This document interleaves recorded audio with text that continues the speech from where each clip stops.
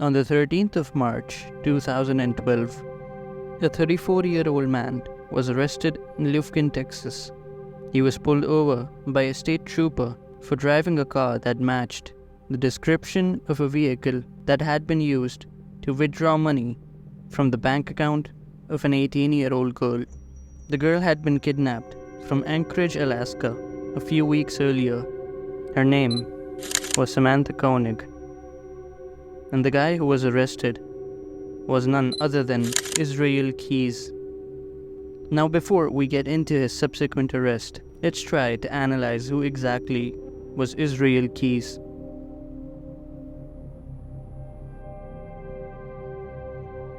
Israel Keys was born in Richmond, Utah on January 7, 1978, to Heidi Keys and John Jeffrey Keys. He was the second of 10 children born to a large family. His parents were members of the Church of Jesus Christ of Latter-day Saints from Torrance, California. There, Keys and his siblings were homeschooled and taught Christian beliefs until 1983. When he was 5 years old, Keys' father moved the family to a remote land north of Colville, Washington, in Stevens County. Isolated from society, the Keys family lived in a one-room cabin without electricity or running water. In Colville, the family attended services at a church called the Ark, which practiced white supremacist ideologies. Keys later described the Ark as an Amish-like church environment. An interesting side note: while attending the Ark, the Keys family befriended the neighboring family of Cheve Kiohoe. He was later himself convicted for a 1996 triple murder. As a teenager, Keys realized he preferred being on his own, away from people and society. So he kept his antisocial behavior to himself, withdrawing socially due to being ostracized. Around this time, Keys had also become a skilled carpenter, building his first wooden cabin for his family at the age of 16. It was also around this time that Keys would lean towards atheism. Due to this, his parents would kick him out of the house and instruct his siblings to never get in contact with him ever again. He soon began developing an interest in Satanism as well, and had plans of committing ritualistic murders. In the summer of 1997 or 1998, Keys allegedly committed a sexual assault on a teenage girl who had been tubing with her friends down the river in Maupin, Oregon. Although this was not his first sexual assault, Keys admitted that he stalked her from a tree line before and then proceeded to assault whom he believed was between 14 and 18 at knife point. After this incident in 1998, he enlisted himself in the US Army. He was stationed at Fort Lewis and Fort Hood. He also spent time abroad, stationed in Sinai, Egypt. Keys was awarded an Army Achievement Medal for his meritorious services as a gunner and assistant gunner from December 1998 to July of 2001. He was also then honorably discharged and later relocated to Neha Bay, Washington. In 2007, he started a construction business in Alaska called Keys Construction while working as a handyman, contractor, and a construction worker. During all this time, Keys targeted random people all across the United States to avoid detection with months of planning before he committed a particular crime. He specifically went for campgrounds and isolated locations. He claimed to only use guns when he had to, and preferred strangulation. This was due to the pleasure he'd get from witnessing victims lose consciousness in the struggle. He would place multiple murder bags all over the country filled with guns and ammunitions. He also claimed to not kill children or parents of children primarily because of his daughter, whom he feared would eventually find out about him and his crimes. Though the police and FBI investigators were skeptical of this claim and suspected Keyes of killing several teenagers and children. According to the FBI, between 2001 to 2012, Keyes burglarized 20 to 30 homes and robbed several banks. He is also believed to have been responsible for as many as 11 deaths in the United States and potentially even more victims outside the country.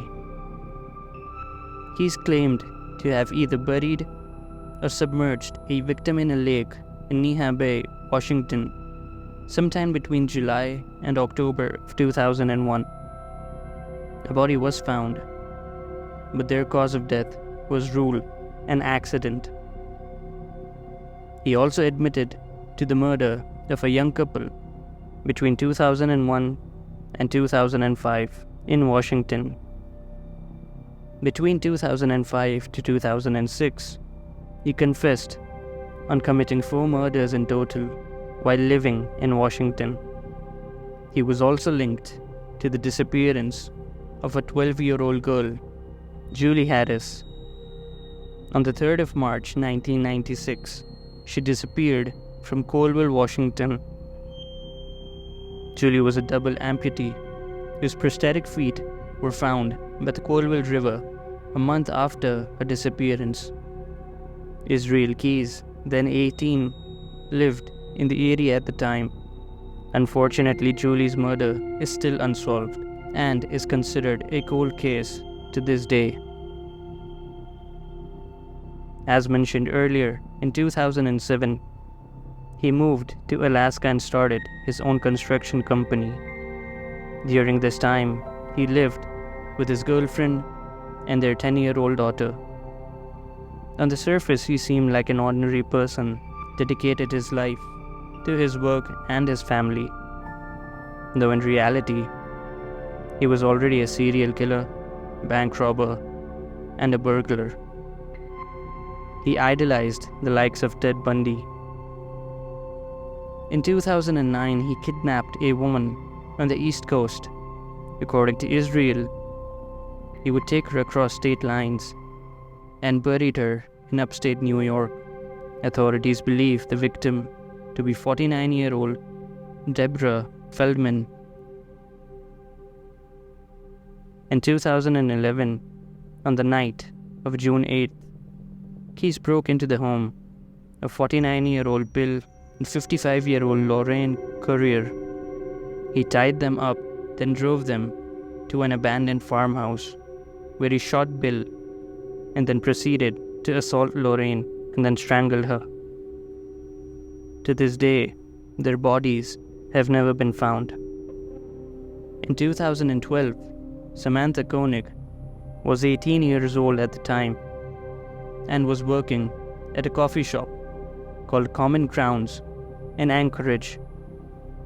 She had just started working there for about a month and was already well liked by her customers. Unfortunately for her, on the 1st of February 2012, she would come across Israel Keyes. At first, he ordered a cup of coffee, and as Samantha was preparing his order for him, Keyes would jump into the cabin, gag her mouth, and take her with him. He would take her to a shed next to his house.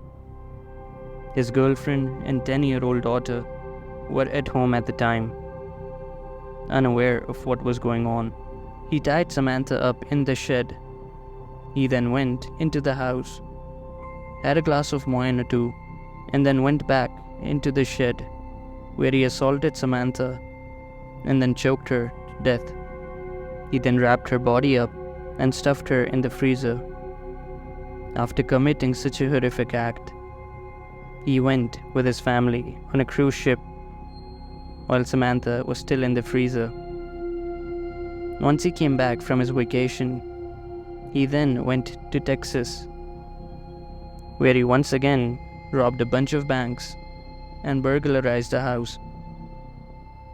Once he came back home, he went into the shed, applied makeup to Samantha's face, sewed her eyes open to make her appear alive, and photographed her. He then sent the photo with a ransom note to her family. A few days later, he dumped her body into the lake near Anchorage after cutting her into pieces. He was ultimately arrested while on the run. The police already had him in their radar after he had sent the ransom note to Samantha's family. Keyes was subsequently extradited to Alaska, where he confessed to the murder of Samantha Koenig. While incarcerated, Keyes spoke to investigators several times over a period of months. He cooperated to an extent, confessing to some of his crimes and stated a wish to be executed within a year. Throughout the interrogation process, he would come across as a cold and a quite arrogant individual. On May 23, 2012, Keyes attempted to escape during a routine hearing. He used wood shavings from a pencil to pick his cuffs.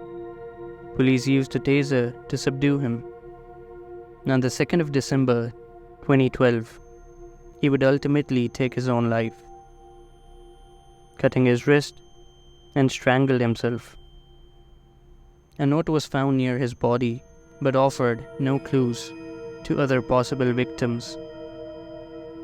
In 2020, the FBI released the drawings of 11 skulls and one pentagram, which had been drawn in blood, and one of the drawings included the phrase, "We are one," written at the bottom.